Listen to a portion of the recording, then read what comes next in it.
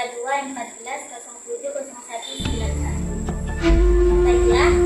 di sini saya akan melakukan wawancara mengenai sejarah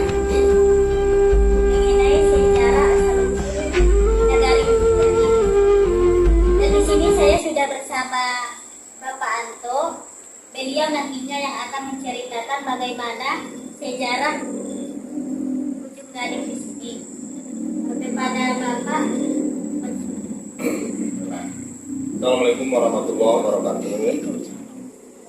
Terima kasih pada adik kita dari mahasiswa ya, mahasiswi ya. Ini tahu fosil bagaimana nagari Ujung Gading. Pertama sekali, kita memperkenalkan diri. Nama saya Haji Antonius SHMH, adat atau raja adat Kejuangan Ujung Gading. Seperti yang sudah dipertanyakan tadi, bahwasanya bagaimana sejarah daripada Ujung Gading. Ujung Gading ini terletak di Kecamatan Lembah Melintang, Kabupaten Pasaman Barat. Jadi kalau dahulu Ujung Gading ini satu nagari itu dia satu kecamatan. Jadi satu kecamatan dia ada satu nagari. Dengan pemekaran sekarang, nagari itu sudah terdiri dari 9 nagari. Kemudian khusus mengenai Ujung Gading. Ujung Gading ini penduduknya adalah mayoritas orang Mandailing. Mayoritas orang Mandailing. Kenapa dikatakan dengan mayoritas orang-orang Mandailing? Karena Ujung Gading ini dia berbatas dengan daerah Tapanuli. Nah, oleh karena itu kita kembali kepada bagaimana sejarah Ujung Gading. Tentu tidak terlepas dari apa yang sudah kita sampaikan tadi. Maksudnya mayoritas dari orang Ujung Gading ini adalah berasal dari daerah Mandailing. Kemudian Ujung Gading ini, nama Ujung Gading ini kalau menurut sejarahnya ada beberapa sebutan. Pertama, Ujung Gading ini diambil dari sebuah kampung yang ada di daerah Mandailing. Namanya Ujung Gading juga di daerah Mandailing, sehingga orang tua kita dahulu membawa nama Ujung Gading ini pindah ke Sumatera Barat ini membawa nama Ujung Gading. Kemudian sejarah yang kedua mengatakan bahwasanya bentuk peta dari Ujung Gading ini seperti gading.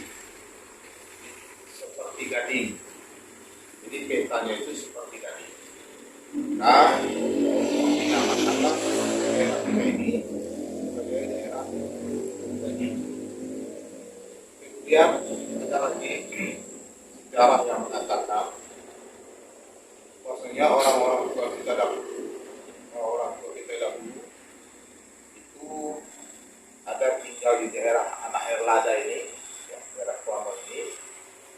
Kebetulan di situ ada orang-orang tua kita dahulu, dan di rumah itu ada yang menyimpan semacam gading gajah.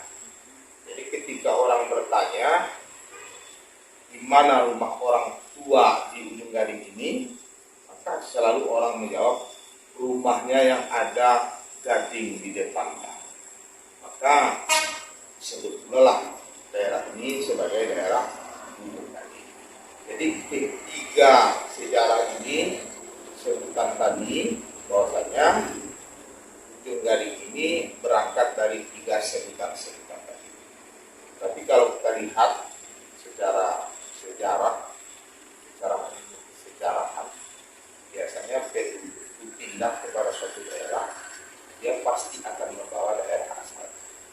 Jadi kalau kita melihat, kalau dahulu mungkin orang-orang tua kita itu pindah dari daerah Mandailing yang di sana itu bernama Ujung Gading, lalu dia pindah ke daerah Sumatera Barat yang dia tetap membawa kampungnya, maka disebut juga dengan kampung. Hal ini kita buktikan ada beberapa daerah di negara ini sama dia dengan sebuah kampung atau sebutan kampung di daerah Mandailing. Contoh misalkan kita katakanlah sayur maica, itu kan ada di daerah Mandailing. Di Ujunggaling ada sayur maica. Ada di Ujunggaling ini namanya Ulu Laga. Itu kan daerah yang sama dengan di daerah Mandailing. Ada yang namanya Tamiang. Daerah Tamiang itu di Mandailing, di Ujunggaling ada juga Tamiang. Ada lagi daerahnya misalkan kita sebut dengan Utana Godang, ya kan? Ya.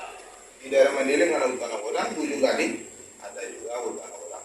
Dan banyak lagi kampung-kampung yang sama namanya di daerah Mandailing, Tapanuli Selatan, sama pula dengan nama kampung kita di Ujunggaling. Jadi berdasarkan kita melihat daripada sejarah yang sudah terjadi tersebut, yang sudah berlalu itu, maka kita menyimpulkan lebih tepat lagi nama Ujunggaling ini dibawa dari daerah Tapanuli Selatan. Orang-orang tua kita pindah ke sini, maka menjadi tua dengan daerah Ujunggaling. Lalu apa-apa saja bahasa yang digunakan di sini? Nah, seperti yang kita sampaikan tadi, bahwasanya penduduk Ujunggaling ini adalah mayoritas orang-orang Mandailing.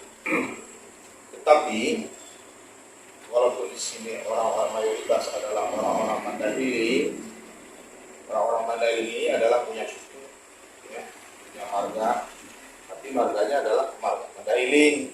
Seperti ada Nasution, ada Lubis, ya, ada Dalimumpe, ya, dan marga-marga Mandailing yang lain.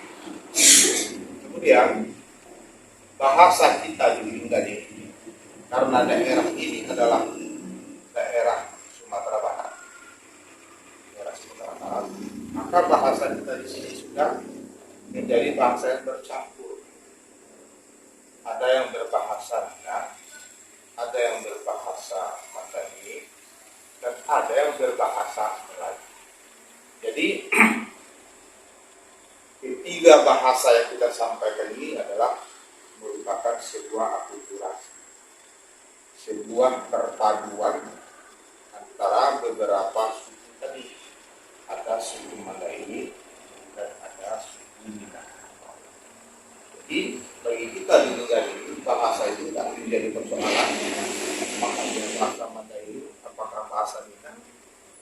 Yang jelas orang yang berbahasa Minang itu adalah orang Mandailing. Orang yang berbahasa Mandailing itu adalah sebagian adalah orang yang berasal dari daerah Minang. Jadi tidak ada menjadi sebuah persoalan. Itulah disebutkan sebuah akulturasi dari budaya kita ini. Lalu apa-apa saja adat yang ada di negara ini? Adat kita di negara ini adalah, kalau kita melihat kepada struktur adat Minangkabau,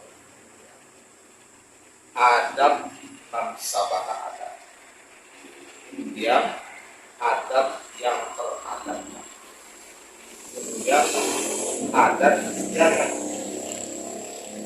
kemudian ada lagi kita sebut dengan adat sanita.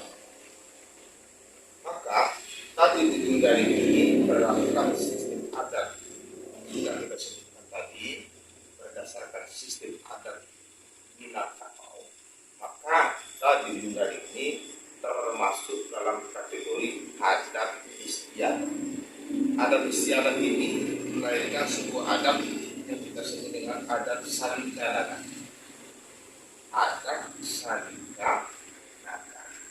Adat salingkanaga ini adalah merupakan sebuah adat yang lahir dari bagaimana sebuah otonomi adat yang ada di daerah masing-masing. Jadi kalau kita dari ini, kita tidak bisa menyebut menyebutkan bahwasanya kita di sini adalah adat Mandailing. Dan juga kita tidak bisa menyebutkan di sini adalah adat Minangkabau. Tetapi adat kita di sini adalah merupakan sebuah adat istiadat yang melahirkan adat Salika Nagari. Jadi adat Salika Nagari itu dia lahir berdasarkan ketentuan 3 hukum. 1 hukum adat Mandailing, yang kedua hukum adat Minangkabau, yang ketiga dipengaruhi dengan hukum Islam. Jadi dengan ketiga hukum tadi lahirlah yang kita sebut dengan adat Salika Nagari. Jadi ketika orang bertanya Ujung Gading itu adatnya bagaimana, apa bentuknya, apa namanya, maka adat Ujung Gading itu kita sebut dengan adat Salika Nagari.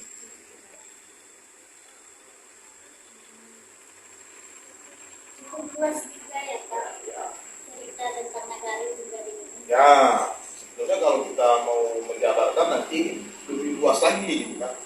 Apalagi kita melihat dari kajian-kajian hukum adat Minangkabau.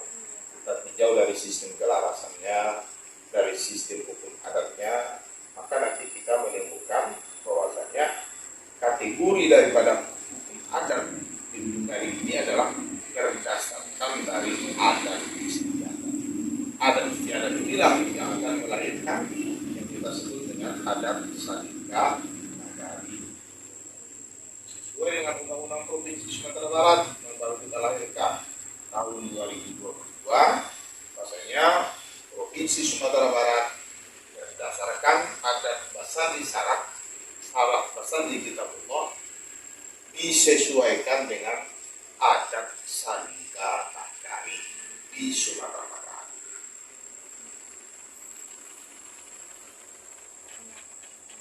Cukup sekian wawancara kita